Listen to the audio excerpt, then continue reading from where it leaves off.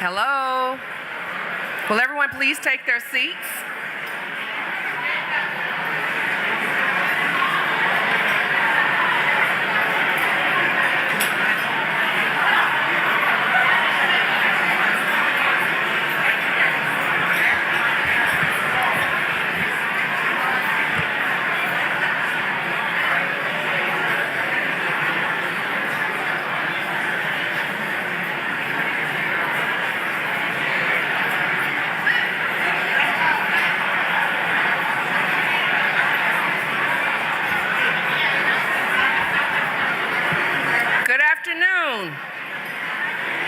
Good afternoon. I am Rhonda Briggins, Senior Director of MARTA's External Affairs at MARTA. I am thrilled to be here today for this legislative luncheon. There we go. Do I need to start over? Okay, I will. All right, good afternoon. I am Rhonda Briggins. I'm Senior Director of External Affairs at MARTA, and I'm also a member of the Legislative Committee. I am so thrilled to have each and every one of you here today for the Legislative Luncheon. As you all know, in March, we had scheduled our View for the Hill. Because of inclement weather, we had to reschedule. So we will do the View from the Hill this year in September during the CBC. So we hope to see each and every one of you there. Now I'm going to introduce to you the hard-working members of the Legislative Committee. Marcel Alcantar, our Chair, Renee Banks, Regine Beaubuff, myself, Robert Brooks, Karen Campbell, Co-Chair, Jonathan Clark, Freddie Fuller, Beverly Green, Bruce Guyton, Howard John, Ari Palmer, Tim Porter, and Kimberly Williams. Give all of those folks a hand because they do a great job for you. Thank you. The Legislative Luncheon is sponsored by WPS USA, and now we will have Mr. Joe. Oh, WSP, I'm so sorry. WSP USA, I apologize. Joe Pulikar will come. He is the President of Transportation Sector of WSP USA. Joe.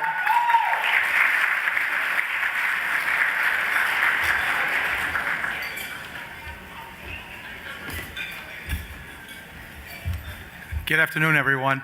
My name is Joe Pulikar, and I'm the president with Transportation Infrastructure with WSP USA, formerly known as WSP Parsons Brinkerhoff. In May, we rebranded the company. We've spent a lot of time in advertising, meeting with clients, meeting with elected officials to basically get the message across. We're the same people. 36,000 right now globally, and we continue to do great quality work, deliver excellent client service, and we continue to plan on doing that in the future. I would like to say how pleased and honored we are to sponsor the luncheon as well as COMTO and the annual meeting, and we look forward to doing that in successive years, being a partner with COMTO. So thanks very much today for allowing me to speak. Appreciate it. And it's WSP.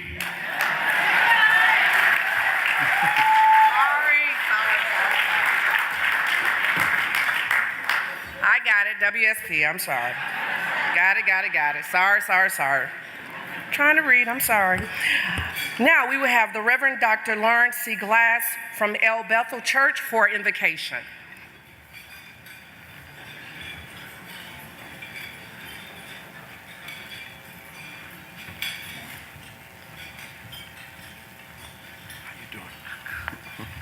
Good morning.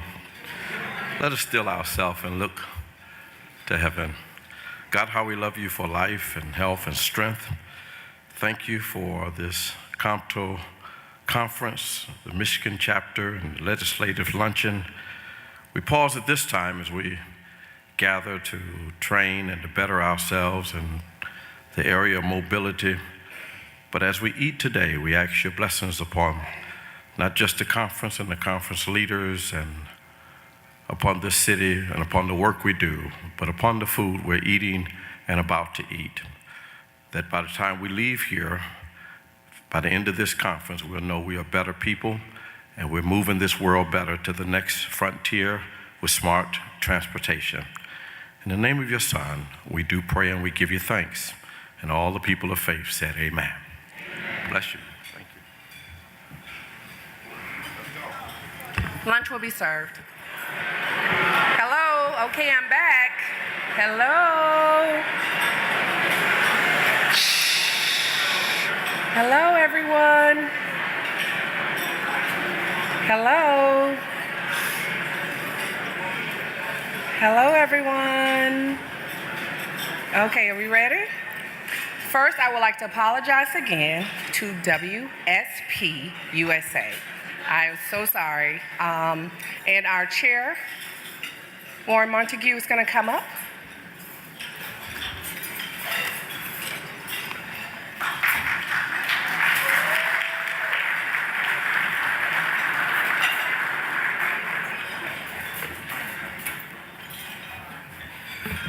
Good afternoon, all. I would like to just take this moment as the chairman of the board, again, to acknowledge WSP USA and Joe Polakar and his team, okay, for the work that you've been doing with ComTo over the many years. They've always stepped up to the plate, and I'm not downplaying any others. You know, each event, fortunately, ComTo is in a position where we have good sponsors who partner with us, who team with us, and I just want to make sure that those at each time get their due recognition. So again, we thank those, and I believe right now there's at least 2 or more tables of people from the WSP USA group that's here, you know. And again, thank you very much for what you're doing with us, and thank you very much for being a sponsor of this luncheon. Thank you. All right. Now we will have remarks from Chuck Goulash. He is the Senior Executive Engineer at Toyota Motor North America Research and Development and Director of Toyota's Collaborative Safety Research Center. Chuck?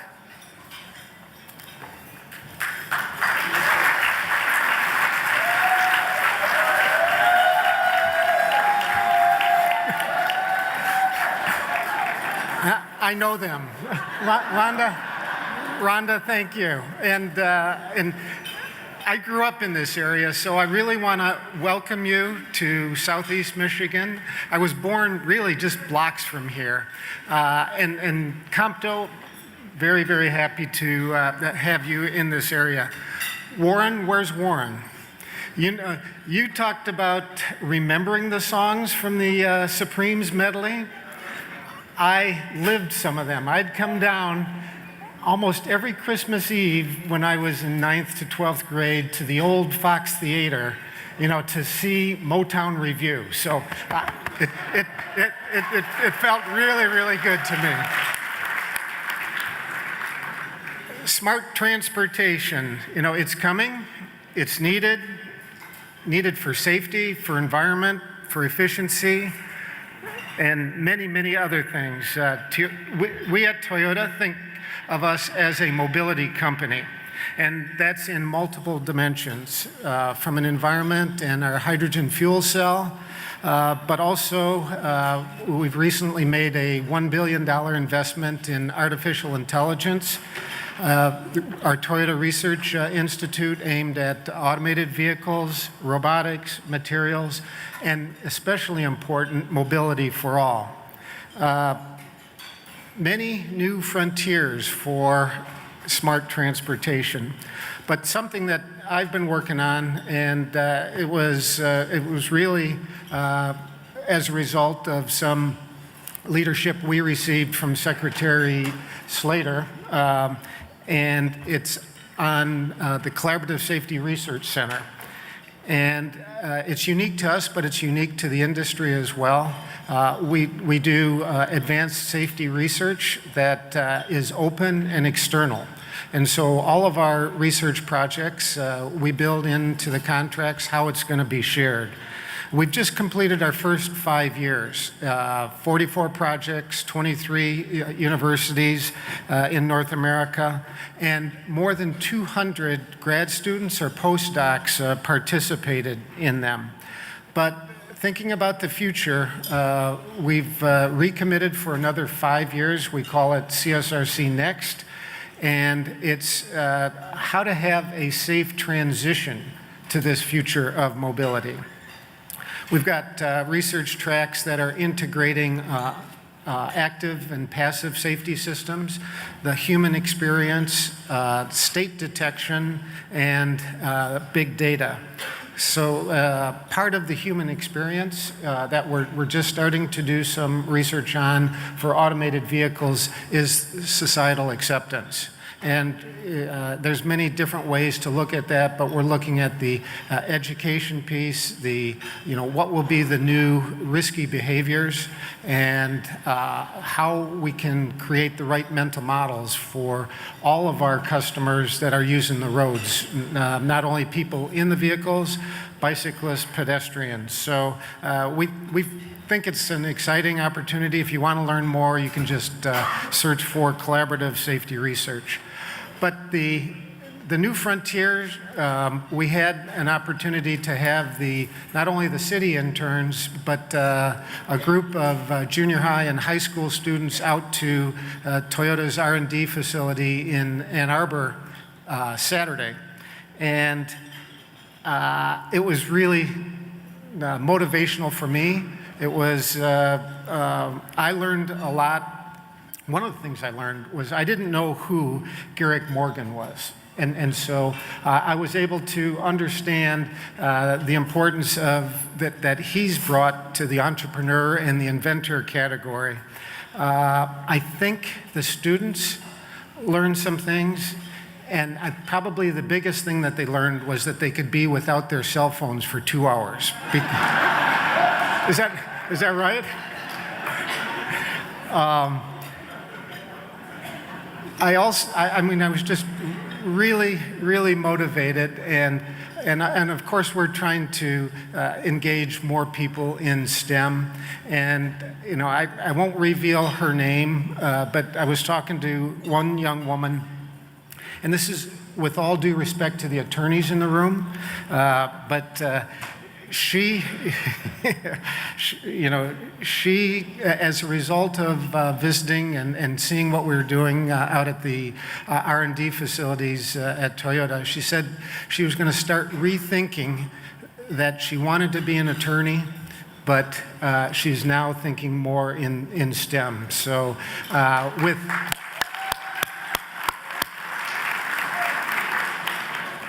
that, I think there's new frontiers, but we will be in good hands. So again, thank you, Compto.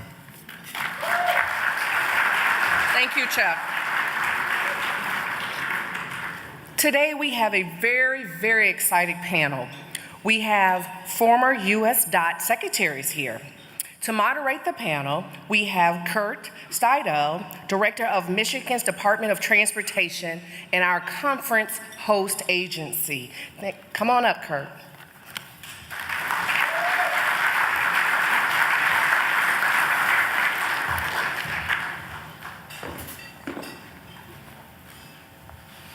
Well, good afternoon, Compto. It's all right. So, that chocolate cake and that apple pie, wasn't that great? Okay. If it's starting to sit about here, make sure you get another cup of coffee. But you're not going to need it, because this next half an hour, this conversation with these two very distinguished former secretaries is going to be fantastic and just phenomenal. Compto, thanks for coming to Detroit. It's great to see you all here. It's great to have such a great turnout. It is that last story of the young lady that is turning away from that side and coming to the STEM side. Yes! You all keep working. We need more of those. We need more of those. And it's it is really a privilege and an honor to moderate this discussion. I shouldn't say moderate, it's going to be kind of just referee. It's just going to be kind of moving the conversation between two former secretaries that I admire both very, very much, and the things that they've done. They come from very, very different backgrounds, and I think that's what's going to make this discussion really so valuable. So why don't I have the both of you come on up here. So joining us today, first of all, is Secretary Jim Burnley. He was the 9th U.S. Department of Transportation Secretary from December of '87 through January of '89. And before that, he was the Deputy Secretary of Transportation, only the second Deputy Transportation in history. I'm going to have them give a little bit of talk about their background and what they're currently doing. They're both in the legal field. They were cringing over there when they lost a lawyer to the engineers, but that's okay. And then also somebody that's not a stranger to this crowd either is Secretary Rodney Slater, who was the 13th Secretary of Transportation, and his time in office was from February of '97 through January of 2001. Both of these folks were in their positions and served their public life through some very interesting times. There's challenges. We always think we live in unprecedented times, but frankly, in their careers, they lived in some unprecedented times as well. So I'm going to kick it to both of you to just give a brief, Secretary Slater, brief introduction of what you're doing now, and then I really want you to talk about the second half of this is going to be what legacy piece, what did you do or you were most proud of when you were secretary that it carried on after that. So Secretary Burnley, why don't we start with you? Go ahead. Okay. Well, first I want to say thank you to COMTO for inviting me. I'm delighted to be with you and have already had some very interesting conversations today. And I hope Secretary Slater and I will keep all of you upright and alert for the next few minutes. And I'm very pleased, actually, to hear about the young woman who's going to consider STEM. That's one less competitor, right, Rodney? So, pass that on. And I am still practicing law with a good-sized law firm in Washington, Venable LLP, where I lead the transportation practice and try to remain multimodal and am involved in issues both as to surface transportation and a little bit of maritime from time to time, a lot of aviation. And the issue that I'm on the aviation side preoccupied with right now is the very serious effort, but uphill effort, to separate the air traffic control system, as the folks across the river in Canada did 20 years ago, from the executive branch and set it up in a nonprofit corporation so it can be run like much more like the business that it really is. And to give appropriate credit, it was actually Secretary Slater's administration that made the first serious run at this in the mid-1990s. And again, it's anytime you're talking about that big a part of the federal government being moved somewhere else, it's by definition controversial and uphill, but it's a very interesting issue. Okay. Well, first of all, let me just say it's good to be in the company of COMTO. Thank you.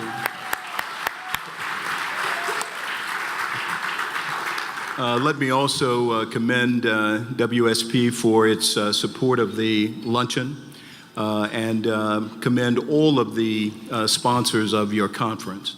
I had the good fortune some years ago, after leaving the administration, to serve on the board of Parsons Brinckerhoff, and it was a wonderful experience for me. And I've always enjoyed the role that this company in particular has played when it comes to seeing talent and going after it, and really trying to make that talent a part of its organization, whether at the federal or state level or frankly, even among some of their competitors in the private space as well. You know, I just had a thought. I was attending an ASHTO conference here in 1991. I was a member of the Arkansas Highway and Transportation Commission. And I was invited to a luncheon by Tom Larson, who was the head of the Federal Highway Administration at the time. And it was unusual to get that kind of invitation, but it was also, for me, as a person from a very small town in Arkansas, who had made his way to Michigan to play football at Eastern Michigan University, but who was still, and still remains to this day, a small town boy at heart. It was wonderful to get that invitation and to be in the company of transportation professionals that I would meet on a national level for the first time. And I knew it was significant when the chairman of General Motors was seated right across from me. Now, quick movement forward. When Governor Clinton was elected president, I had worked on the campaign, but I did not plan to go to the administration because I was the chairman of the commission, and my wife was 6 months pregnant, and we had been on the campaign trail for a long time, and I just wanted to be home. Well, after a while, I decided to go to Washington, but I really had no idea what I'd do, and my first attempt was to go to the White House. And my good friend, Mag McClarty, said, well, all the positions at the White House are taken, and you've just got to think about something else. And I was just wrecking my brain, and I remembered the gesture that was extended to me. I remembered the person who had done it, and I started to think about what position he held.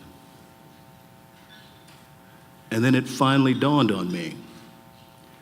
And then I said, I think that's the position I'd like to have. Now, I say that because today you are gathered, and some of you know one another, but some of you are getting to know one another. And the next frontier begins at the table you're sitting at. And I especially acknowledge the young people who are here today, because who knows, 20 years from now, we may come back and Jim and I will have the opportunity to hear them talk about their experiences at the Department of Transportation. If somebody wheels us in, Rodney.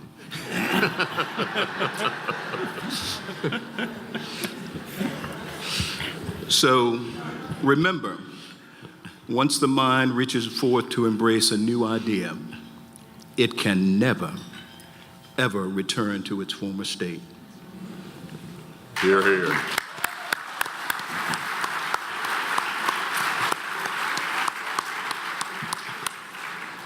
Secretary Burnley, I think there's probably a lot of folks in the audience that really don't know about the Eno Foundation. I'm wondering if you might talk a little bit about your involvement with the Eno Foundation and its collaboration with COMPTO. I think that'd be a great connection to share. Thank you for that opportunity and a little bit of a free ad. I appreciate it. I am privileged to chair the board of the Eno Center for Transportation, which is a think tank in Washington, a nonpartisan think tank, I should add. That is actually nearly a century old. And for those of you who do not recognize the name Eno, he was the gentleman who was given credit today, and he was fortunate enough to make a fair amount of money doing it in standardizing our traffic signals and signs. And he actually endowed this foundation because he wanted after his death for his work to continue. But today, Eno is very multimodal, and we have both small staff of full-time people. Alex Bond is in the room. Alex, where are you? Hold your hand up. In the back. In the back? Yeah, in the back.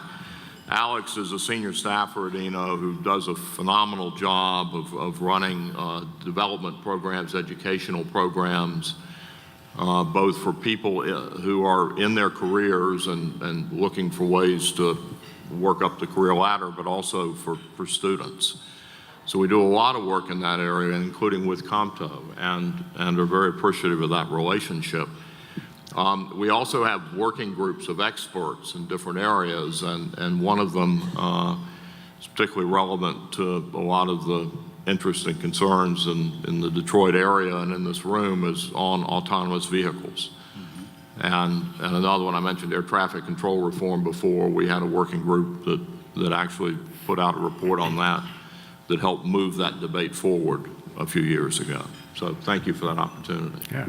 So you touched on a really good thing. You know, we are in the Motor City, and I know that just as we were meeting before, Secretary Slater, you were talking about the recent conference in San Francisco on the automated vehicle symposium, and I'm wondering about both of your thoughts on, you know, where this industry is going from a technology perspective. You know, it's rapidly evolving. You guys saw rapid change as during your tenures as secretary, but imagine if you were sitting there today as Secretary Chow with this in front of you, your Secretary of Transportation, you have NHTSA that reports to you on the safety side, you got the technology side that's pushing all these pressures. What's going through a secretary's head, and how do you help advance this?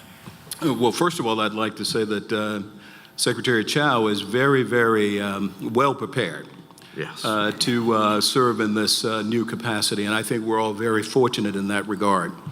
Not only was she the Deputy Secretary some years ago, but she also served as Secretary of Labor, which this involves because it requires employees to think anew and to act anew as well. So I think we're all very fortunate in that sense.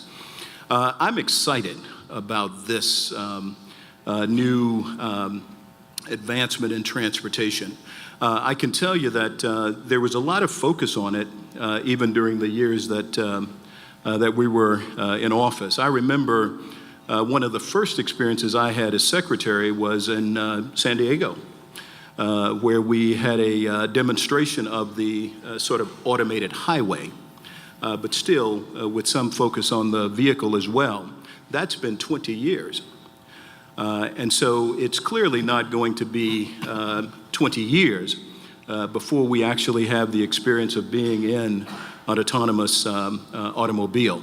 Think about what that does for people, maybe who have a disability of some type, or they're too young to have a driver's license, or they're becoming older, as we all are, as baby boomers, and you need the ability to still remain mobile because you want that access to opportunity. You want that that tie that binds with friends and neighbors and the experiences that give joy to life. This autonomous vehicle will give us that experience going into the future. That too is the next frontier. And I'm excited about it, and I'm excited about the role that Compto in particular can play in this regard.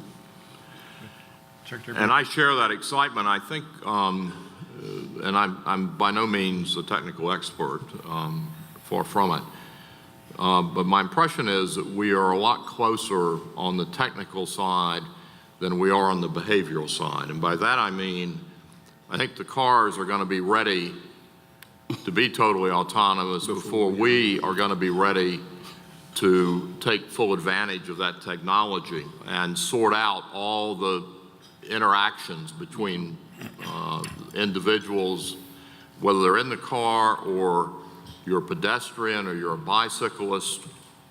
That sorting out process, I think, is going to be complicated. It's going to take a little while. And then we've got the further question that we have in surface transportation today, and that is who ultimately is going to sort that out? Is it going to be done by the federal government, the state governments, local governments, or a combination of all three? And So I think those are the areas where we've got great challenges. The folks that are doing the R&D are making such amazing progress so quickly that I think they're well ahead of the rest of us in sorting out what the rules are going to be.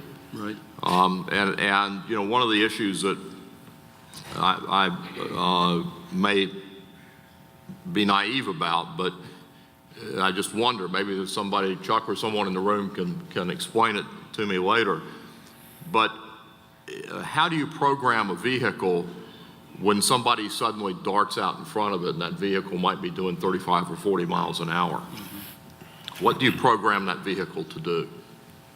You program it to stop abruptly, but if it can't stop, to swerve? And what is the risk that creates to the people in the vehicle versus the person that darted out? And then there are the liability issues. And again, I'm certainly no expert on insurance, but there's a great process that we're going to have to go through to sort those issues out. And I don't want to leave that to the lawyers, to be honest with you. I hope we can find a way to come to a consensus, because I think ultimately all that is necessary. That sorting out process is necessary for us to be able to take full advantage of the technology. Yeah. If I may, yep. Kurt, the lawyers will play a significant role. You do have the liability issues. I mean, is it the programmer who's responsible, especially when the person doesn't have his or her hand on the wheel? And I say the programmer, the person who has engaged the software so as to empower the vehicle. I think that's why you've got companies like Toyota, and as Chuck noted, willing to spend $1 billion on artificial intelligence to get to that answer. And then quickly, one other point that Jim sort of tiptoed up on was the issue of security. All right? I mean, can you hack a vehicle as it is in motion? All right? So there are significant challenges there. And what's exciting is to see the technology community and the automotive community really working now in partnership to deal with these very important concerns. And Michigan, frankly, Kurt, your team, you, the leadership team in this great state, especially on the business side as well, right in the forefront of helping us to get those answers that we desperately need. Yep, we are sitting in headquarters. Yes. No offense, Chuck. So this brings up an interesting question, because we have all these dynamics for the future that, who knows what it's going to look like. But then we have the challenges of today, right? How do we make sure that the bridges are standing up, or that the roads are good, that we're modernizing as we need to? And one of those challenges is funding. And Secretary Slater, I know you did some really innovative stuff as Secretary Burnley. What's your thoughts? I mean, I was just reading an article just as we were finishing up lunch that the current administration supports a gas tax increase. We'll see how long that lasts. But I'm wondering, from the two of your perspective, how do we get our arms around how we're going to pay for this thing? Yeah. Just maintaining what we have. Well, the last two times that the gasoline tax was increased occurred in our administrations. That's true. The Reagan administration and the Clinton administration. Clearly, when we passed the gasoline tax increase, it was first for deficit reduction, because there was the commitment to bring our economic house in order. And I do think you have to answer those kinds of questions. You can't, especially as a Democrat, suggest that all you need is more money. I think you have to also make the case that you're going to make good use of the money that's already available, and that you're interested in other funding tools. And that's the kind of case we made. So we were able to raise the gasoline tax in '93 and then transfer it to the Highway Trust Fund in '98 when we had reauthorization. But we were also looking at innovative ways for investing in transportation. So you had the Garvey bonds, the TIFIA program, and we had a very capable team at the Department of Transportation. I want to mention Jack Basso and others. Jane Garvey, who was my deputy at Federal Highways, who was so instrumental in helping to create some of the programs that we now enjoy, and that I think this administration can and will take significant use of. But it does take additional resources, and it does take creative thinking about resources.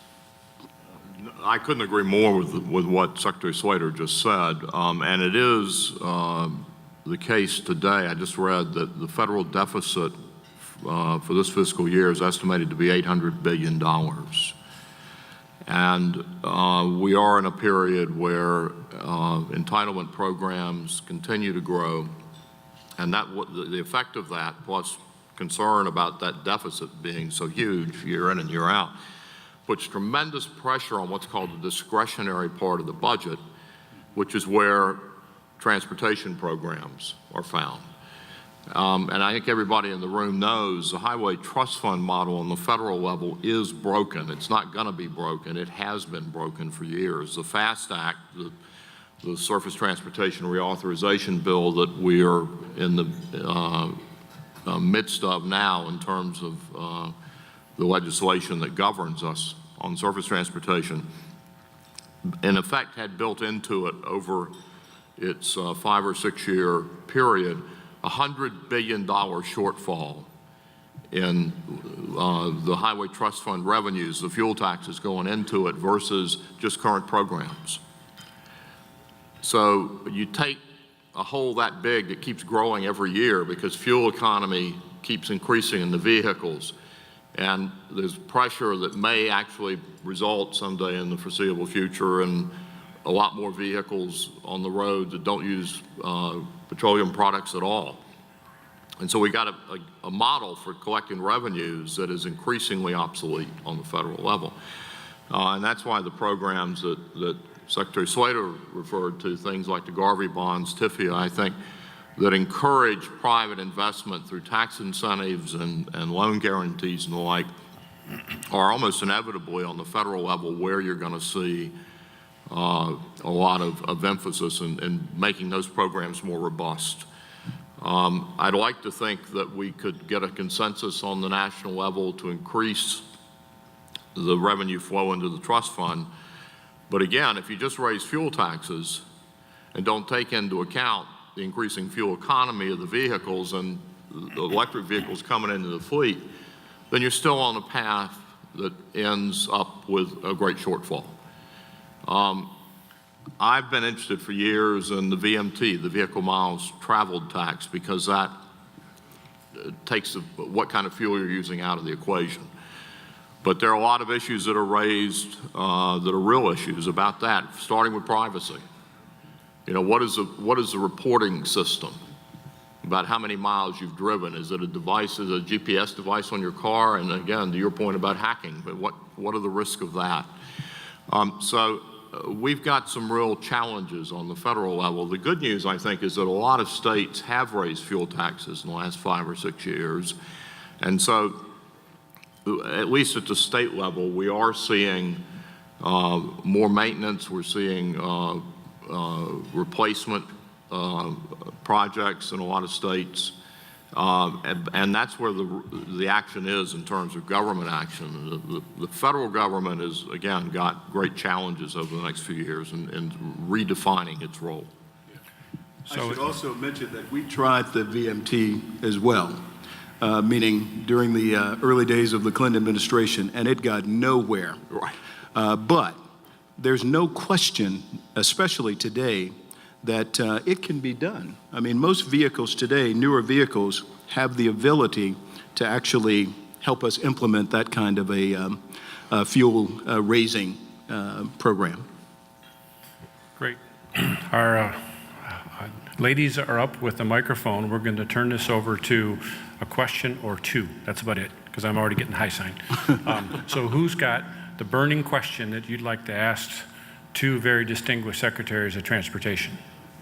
Who's got a question? Right there. Mr. Tatum from WSP.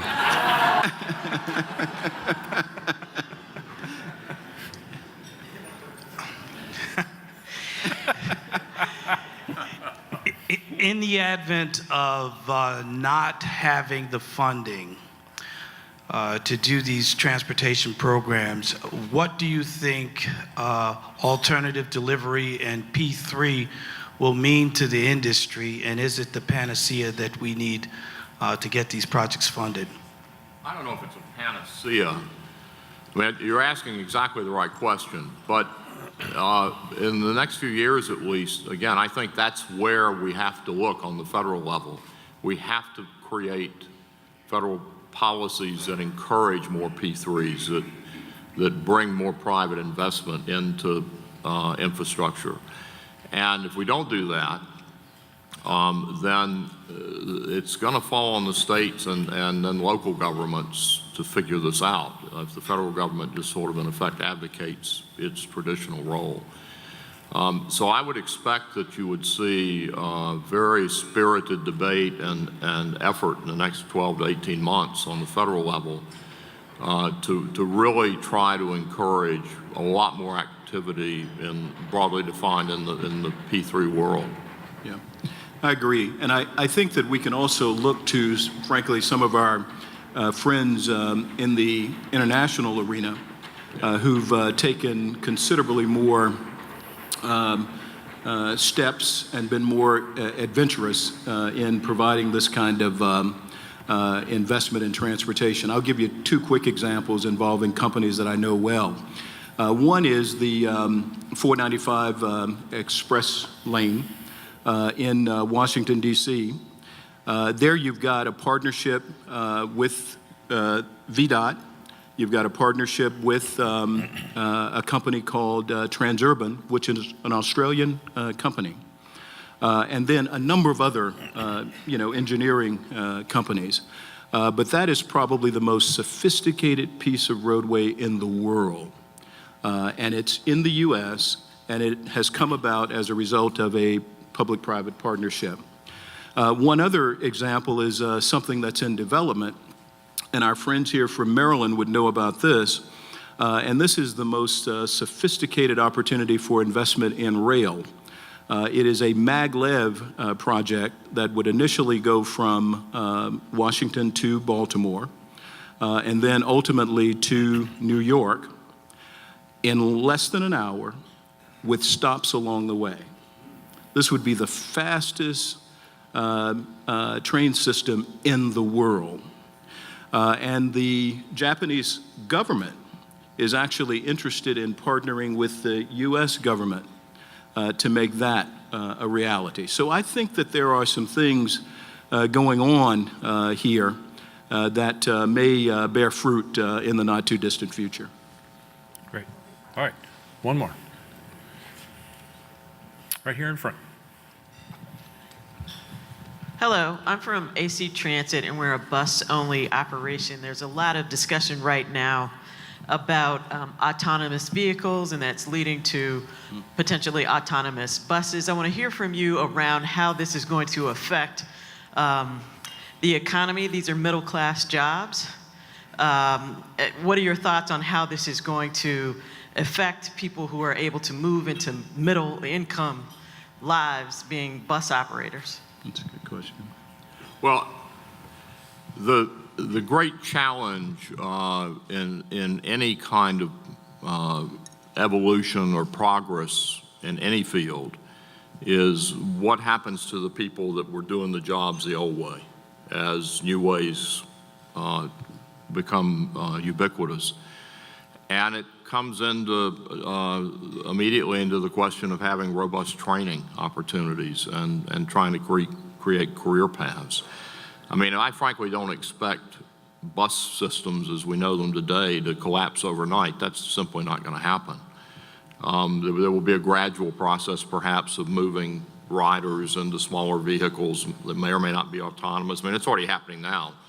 I'm sure certainly happening in Washington, where you've got Uber, you've got Lyft, you've got a company called Via that actually advertises itself as a kind of a dynamic mini bus system. So the question is creating, in effect, the opportunities, the channels for the people that are driving buses today in your situation, to have retraining, further education, and hopefully then a path that leads them into wherever the jobs are going to be. But it's a gradual process. I mean, I don't think that it's an overnight kind of threat to your operation. I would offer that I think buses actually provide one of the first opportunities for the implementation of an autonomous system, largely because they're basically on fixed routes for the most part, and people are pretty comfortable already, being on a bus, not necessarily driving, and many of these, by the way, facilities may find themselves on college campuses or on the site of business campuses. Again, fixed routes. The dynamics are pretty much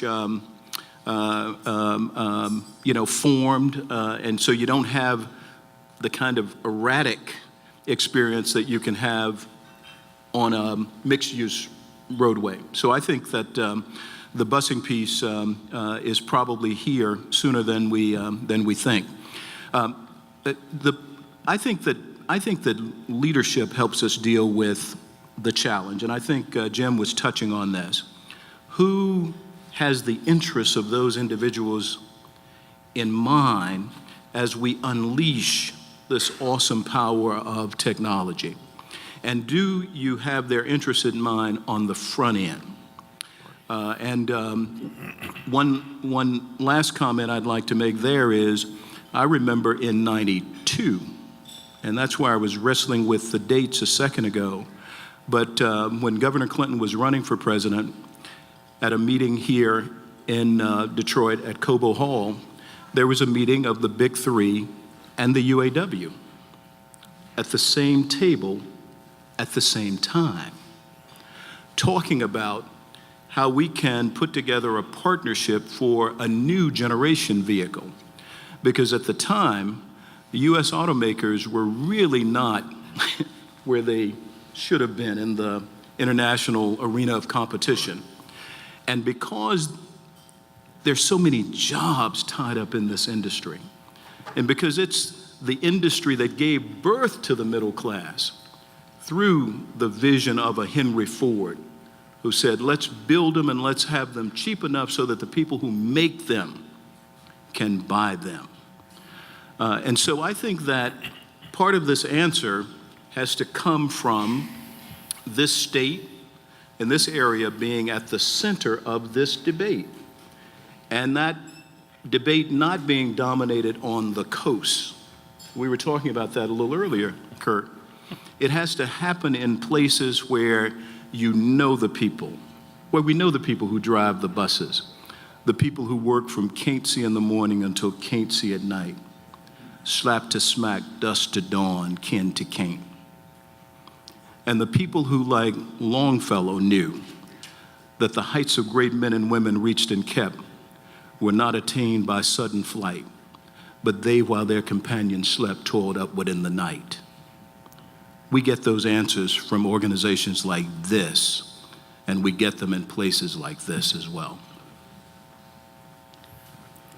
All right, so how do you follow that? Let's give these two a great round of applause. Thank you both very, very much. Thank you. And Rhonda, I'll turn it back to you, or we're moving on to your next session. So thank you all again for the opportunity to be here, and we're moving to your next session.